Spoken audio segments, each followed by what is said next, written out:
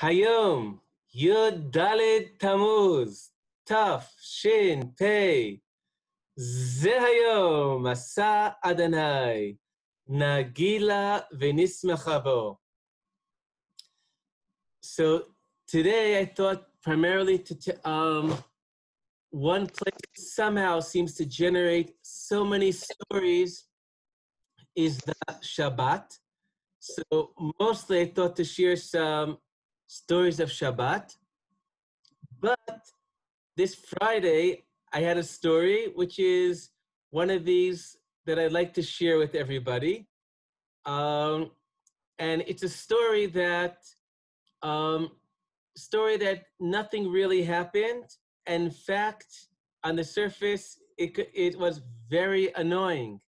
And these are the cases that I feel that it's critical to learn to have a different perspective on life. So let me share a embarrassing situation that, looking at it as a story, helped me reframe it. Okay, so a short story from Friday, and then we'll go on to stories about Shabbat. Now, on Fridays, I generally give a class on the Zohar on the weekly Parsha. But this Friday, I had to travel somewhere. So I took my computer, I stopped somewhere and gave the class by Zoom, pretty much in the middle of nowhere. Now, I had planned to teach a passage about Bilam and Balak, which are the topic of this week's Parsha, but I couldn't find the passage that I wanted. So I ended up teaching a different passage in the Zohar of that week. And let me begin by sharing that passage with you. The passage says that in the Torah, there are three people who says about them that they had a special tefillah, a special prayer. It says there's a tefillah leMoshe, a prayer of Moses. There's tefillah leDavid, a prayer of David. And there's tefillah leAni, a prayer of the pauper, of the poor person. Now, and the Zohar says that Moshe, there was no person greater than him. And David, there was no king greater than him. But the persons whose prayers are listened to first are the paupers, the poor, because the pasuk says, Karov Hashem lenishbrei lev. God is close to those who have a broken heart. And it's clear from the Zohar, being close doesn't necessarily mean that you get what you ask for, but it's being able to be felt, to be listened to. The Zohar says what the deepest need of the pauper is to be listened to someone to hear their tears. Now, and in fact, the Zohar tells a story about King David wants to pray to God, and he decides he's going to dress up as a pauper because he knows that there's those people who look downtrodden whose voices are most heard. But then God says, David, who are you fooling? You're King David. You can't fool me. And then David had to come up with another plan to have a prayer rise up to God. And it's a very social message against elites. Sometimes we feel it's the elite. They are the people that are close to God or listened to. And to say that in the eyes of God, a society, it's those who have the broken hearts. It is their voices that should be and are heard first. Anyway, so I finished teaching this passage, and then I noticed that the red light is on my car, meaning I'm almost out of gasoline. And I managed to drive to a city without the gasoline going. And I'm so relieved I managed to make it. It was to the city of Dimona. but I go to the gas station and then I notice that somehow I don't have cash and I don't have my credit card. And I realize I'm in big trouble. So I go, I have a few checks. I shyly ask, can I pay by check? And of course, I know the answer is going to be no, but I'm somehow hoping in my heart that if I come and look so pathetic, can I pay with a check? They're going to feel bad for me and maybe someone's going to lend me money. But I just was too embarrassed to ask anybody for money, a loan or something. And I'm thinking about how humiliating it is. Because I feel if I go ask somebody, they're going to think that I'm this professional beggar who's come up with a story that I'm out of gas. So I'm feeling really very humiliated. And then I think about the passage that I just taught, about realizing how important it is that the Zohar teaching that to empower those people that are weakest, that are lowest on the socioeconomic ladder. Somehow I went through all my car and I found my car is always a mess, and I found 13 shkalim, which was enough to buy me 2.5 liters of gas, and that allowed me to get somewhere else, that I was able to get some more money. And anyway, I made it home for Shabbat. But my feeling is that this experience, which would have just been annoying and embarrassing and negative, it's again the eyes to say, this was a story. This was life giving me a lesson by connecting what I had taught in the Zohar to my feeling at the gas station. That connection allowed me to overcome a feeling of just being embarrassed and feeling that yet again, life has taught me a lesson. Okay, so this is our first story for the day. And I thought to share some stories about Shabbat. And I once tried to define what's a good story. A good story is a story that helps us do good things. So I'd like to share 2 good stories about Shabbat. The first story goes back to 1992, where a year after the collapse of the Soviet Union. And for 70 years, the Jewish people have been forbidden to study Torah in Russia. And now, once again, it's permitted to study Torah, but so much time has gone by that there's nobody who remembers enough to teach it. And Rabbi Steinsaltz started a yeshiva in Russia and in Moscow. And at the yeshiva, in the summer of 92, I went to teach there. And on Shabbatot, dozens of people would come to spend Shabbat in the yeshiva from all around the former Soviet Union. And one Shabbat afternoon, I find myself sitting on the lawn in front of the yeshiva, talking to somebody who had come especially from the Ukraine to see what is Shabbat like. And we're talking about God, we're talking about so many spiritual things, but as we're talking, I see he's constantly plucking out grass.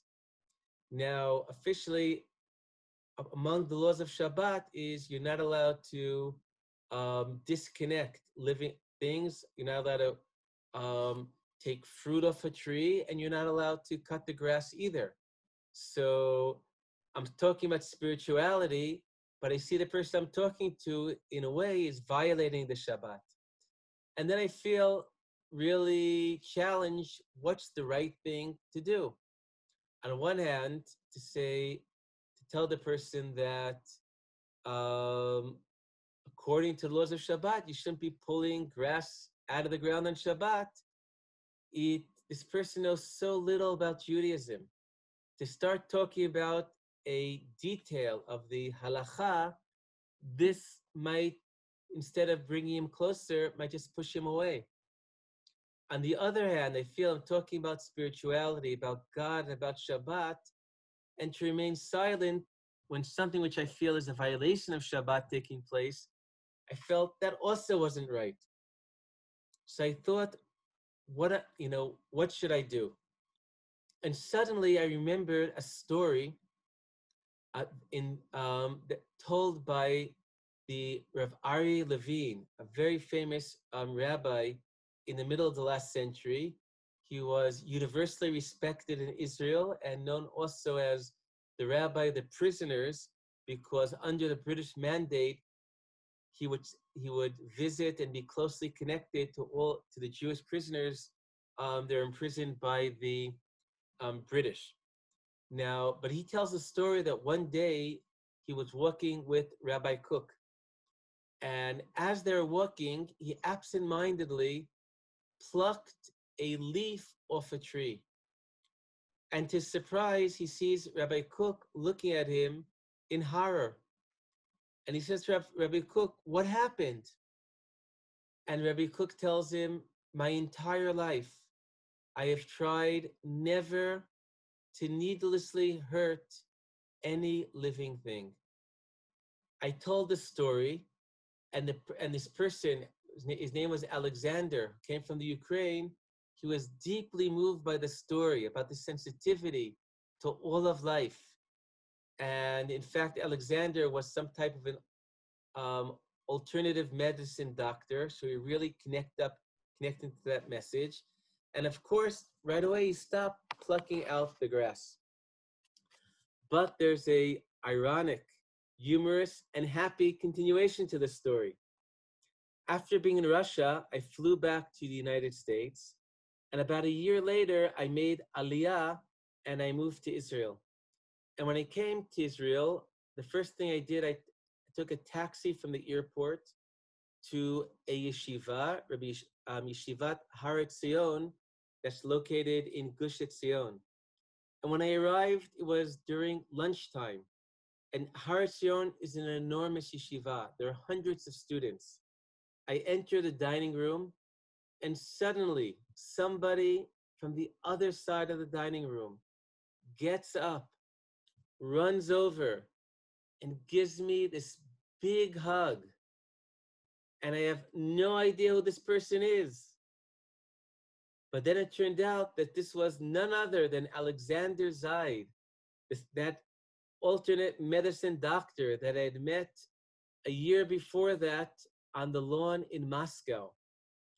And the ironic part of the story is it turned out that Alexander wasn't Jewish at all, but he was very spiritual, and he had heard about the yeshiva, so he decided to take a look about Judaism. And that Shabbat, he decided that he wanted to be a Jew, and he moved to Israel. And I was privileged, together with two other rabbis, to be the bedin when he went to the mikvah and entered Judaism. Okay, so that's one of my stories from my adventures from my Russian days. And if I've mentioned Russia, maybe I'll mention one more story from those days going back into Russia of the great, the Soviet Union disintegrating, and they are trying to connect to what the remnants of Judaism and people that have gone so far and know so little, and try to bring them home. Okay, and this used to be now I have a lot of stories, but there used to be one story that this was the story that I would always try to share. Now, as I said, it was the summer of '92. I'm in Moscow, and like many yeshivot, in August, after what's called Tisha B'Av, the ninth day of the month of Av, there's traditionally a vacation in the yeshivot. And there too, there was a vacation, and I decided I want to visit the places from which my grandparents were born. And these are areas in Lithuania and Belarusia. But then it wasn't considered to be safe to wander around the former Soviet Union. certainly not a foreigner all by himself, but I was told that there was someone from the yeshiva, whose name is Yosef Ivanov, and Yosef was going to be traveling to the city of Vilna the next day. And Yosef worked as a shochet, a ritual slaughterer, who would, in order for there to be kosher meat, he would do shchita, and he would go to every month, he would make his business to be at a number of different cities to do the shchita for any Jew who wanted to eat kosher. So the next day with Yosef, I got on a train to Moscow. And on the train to Moscow, Yosef told me his story. He was born to a Jewish mother, a non-Jewish father. And again, he grew up being very spiritual, but his Jewish identity didn't really mean anything for him. In fact, he had joined the Hare Krishna, which is a group connected to Hinduism, and he would pray daily in Sanskrit, the ancient language of India. But one day, a chassid who met Yosef discovered that he had a Jewish mother, which means that he himself is Jewish, and said to him, well, if you're Jewish, why are you praying to God in Sanskrit? Pray in Hebrew. And he taught Yosef how to say Shema Yisrael. And Yosef said that Sanskrit, that's powerful. But somehow when he would say Shema Yisrael, that touched something inside of him, and he decided to come back and become a Jew. However, Yosef, it wasn't enough for him to be a practicing Jew. He had a deep thirst for a connection with the divine. And as we know, somebody could really often keep the mitzvot of the Torah, but still feel really far away from God, from the divine. And he told me it was so frustrating for him that at some point he went and moved to some place in northern Siberia to kind of get away from it all. But he said he couldn't run away from it, and ultimately he came back to the yeshiva, realizing he has to confront his identity, and find his way to connect to God. But he told me that there's something that helps give him a taste of the closeness that he was searching for in his connection to God. And that is the teaching of the Holy Zohar on the verse in the book of Tehillim. Hine matov u manaim shevet achim gam yachad. How pleasant it is when brothers sit and are together. And the Zohar teaches that the brothers are God and the Jewish people.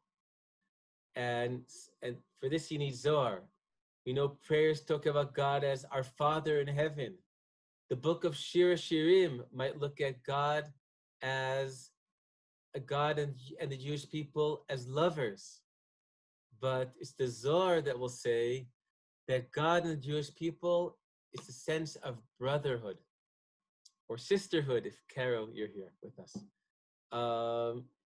And he says, I would sing this to myself and really feel, and this would give me a sense of closeness, feeling that God is with me.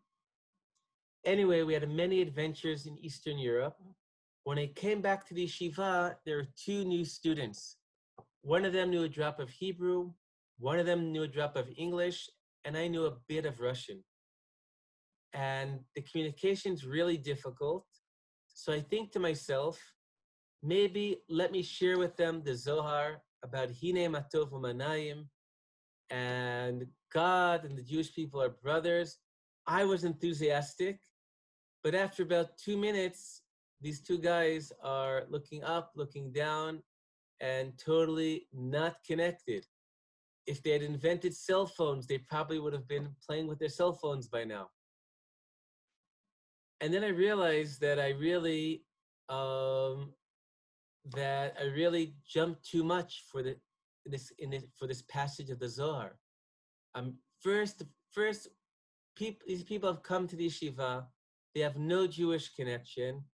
First, let them connect on the basic level of Hine Matov V'Manayim Shevet Achim Gam Yachad, that we are brothers, we are together.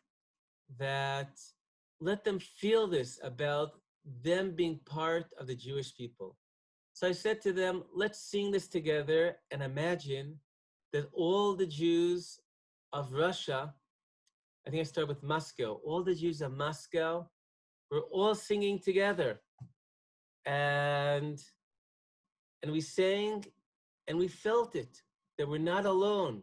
All the Jews of Moscow are singing along with us. And then I said, let's imagine all the Jews of Russia. And we continue singing.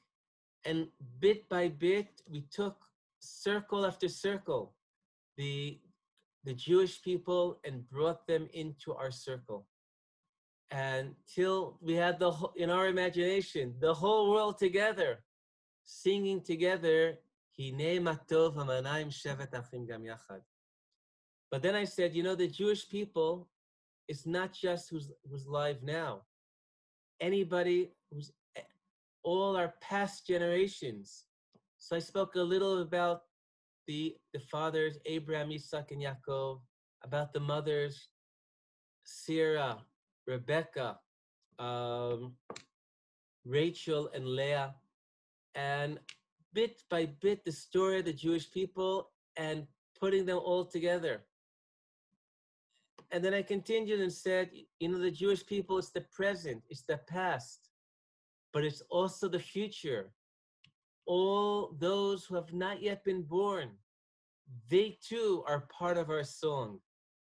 And Carol and Izzy, are you 28 yet? Not yet? Okay, so you are the unborn people who we're referring to. It said they too, they're singing with us. And saying your children and grandchildren, they're part of Am Yisrael. We sang it together, and then ultimately, I told them about the Zohar, when we felt that it was all of the Jewish people together, and say, God, he's like a big brother. And then it was very powerful. 2 days later, I'm waiting for the taxi to take me back to the airport. And one of the students, whose name was Carol, he comes out with some books and he tells me he's going to burn these books.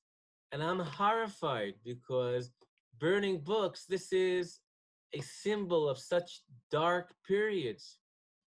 But then he told me a story. He said, I was born Jewish, but I left my faith for another faith. But now I came back to the yeshiva to see what it means to be a Jew. And now I decided I want to come back.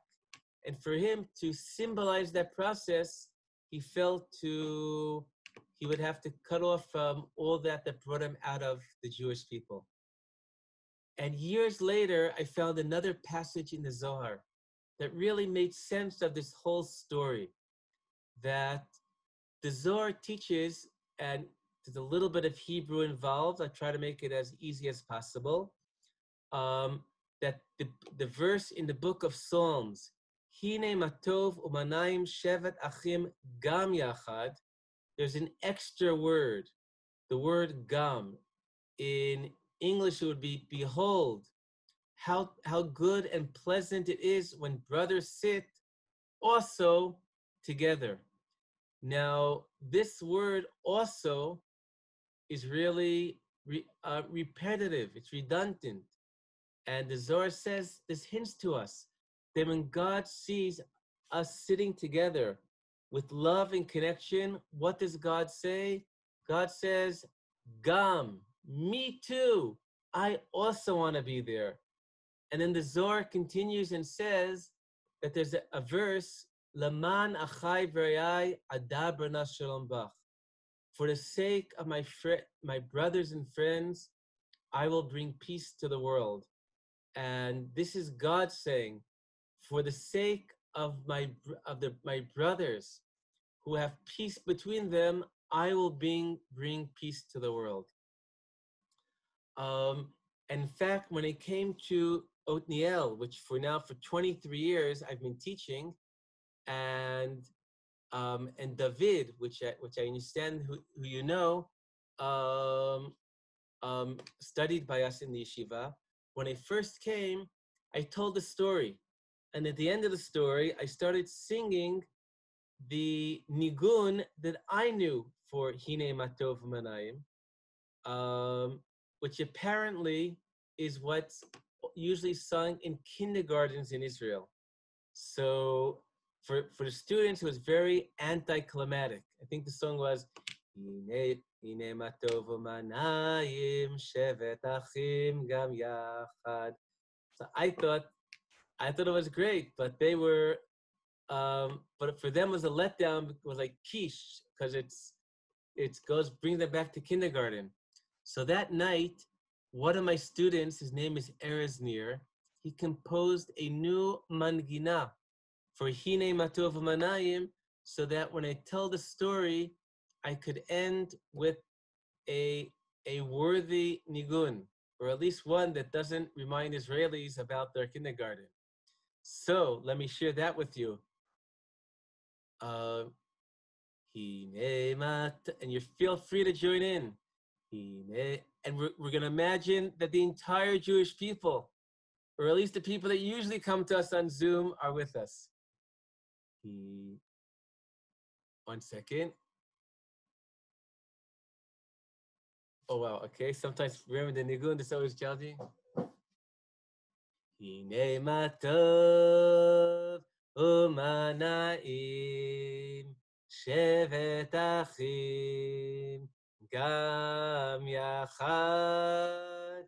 Hine matov umanaim shevet achim gam yachad. Hine matov umanaim shevet achim gam yachad. Hine matov umanaim shevet achim gam yachad.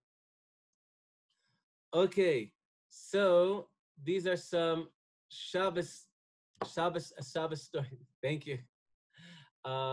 Shabbos story from Russia, and now maybe to share a Shabbos story from India.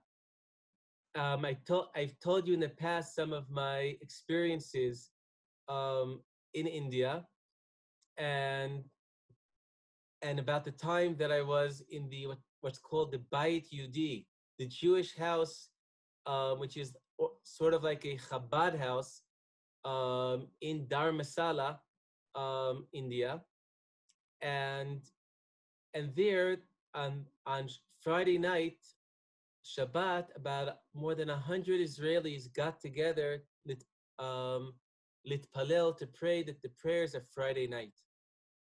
But I noticed a woman with deep Asiatic features, looking very intently at the prayer.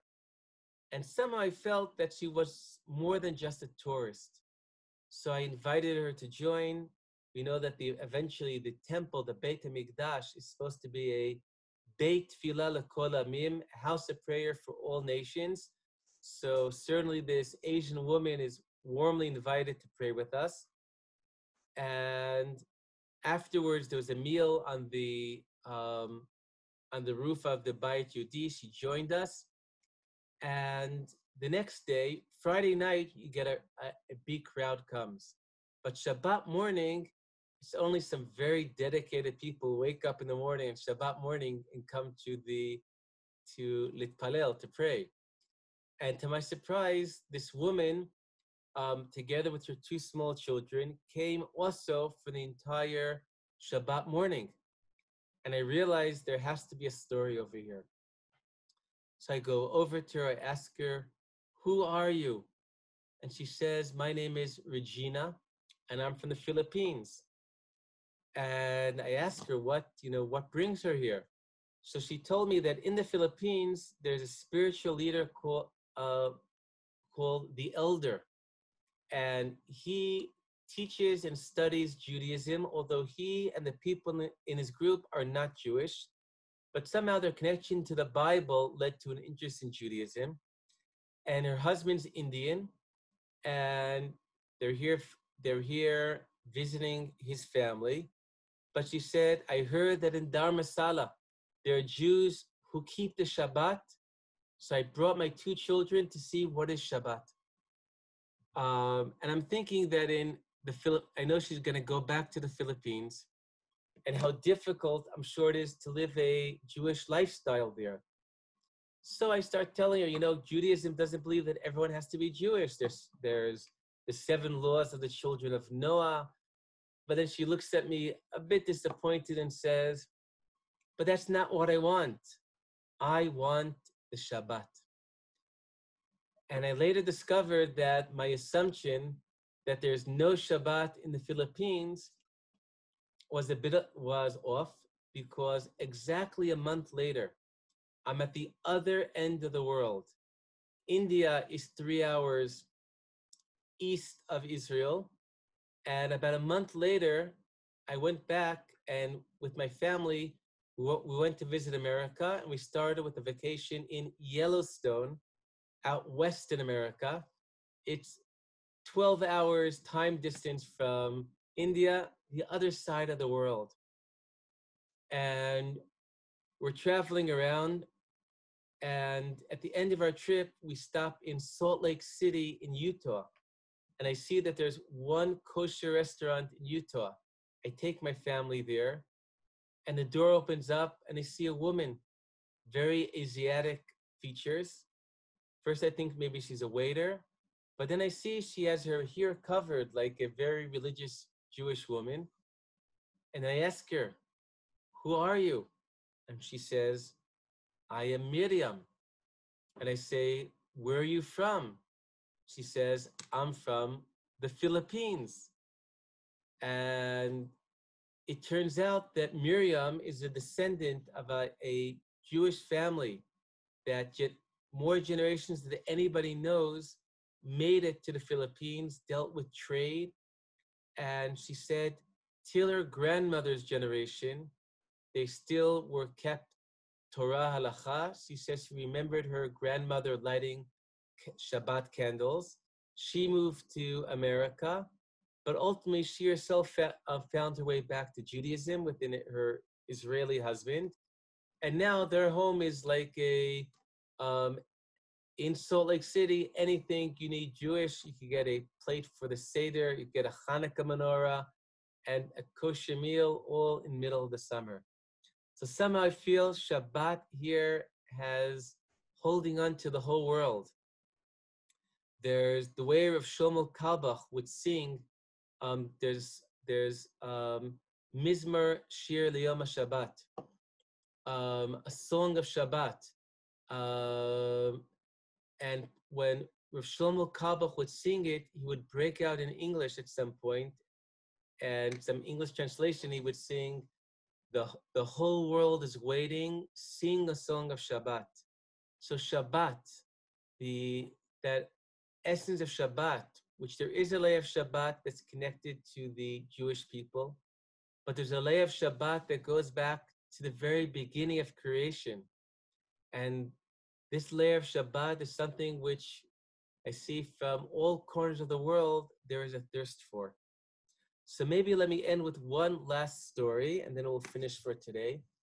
Going back to Dharmasala, and I may have told this already, so please stop me if so, about my Zen meditation teacher, Yaron Cohen, about his first Shabbat. Okay, so if not, in Dharmasala, there was Israeli or former Israeli who for many, many years traveled around the East learning Zen Buddhism. He was in monasteries in Vietnam, Cambodia, Japan, and he would teach yoga and Zen meditation in Dharamsala.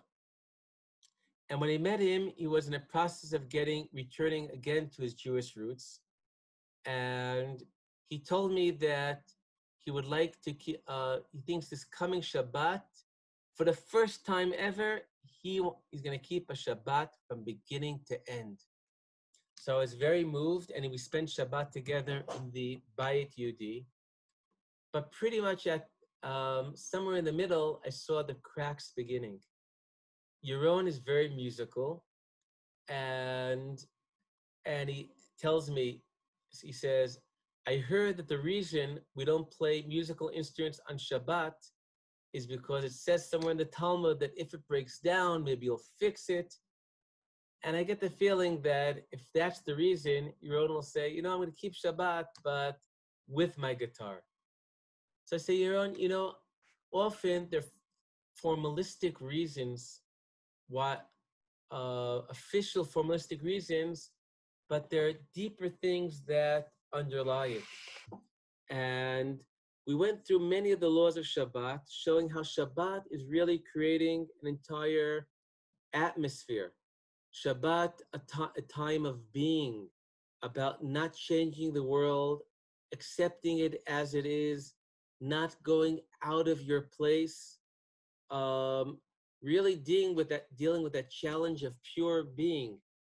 And one by one going through the halachot, not talking about other days, and on the highest level, one's not supposed to even think about other days, but being purely present in the here and now. And when Yaron hears that, again, he's deeply moved and says, wow, there are people, they're always looking to find a weekend off to go for a spiritual retreat. And I realized that Judaism has built in this potential for spirituality. And a few months later, Yaron came back to Israel I think his brother got married or something. And somehow I managed to bring him to the yeshiva in Otniel. And he was so deeply connected to the yeshiva that he decided to stay. He stayed for 5 years in the yeshiva. He never went back to Dharamsala. Now he teaches, gives courses about how to be a teacher of yoga in Thailand. And I understand that he spreads a lot of the Torah that he learned with us in Otniel.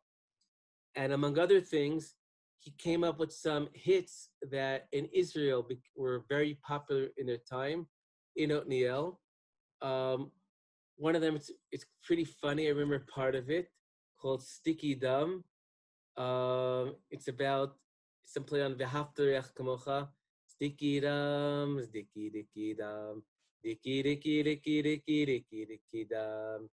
V'ahavta et mi et recha kemo mi kamocha. ואהבת רעך כמוך, ואהבת רעך כמוך, מה ששנוא על מי, מה ששנוא עליך, מה לעשות עם זה, אל תעשה לחברך. It goes on forever and ever, but it was a really funny, good humor hit. So here are some stories about Shabbat. And Bezrat Hashem, next week we'll continue.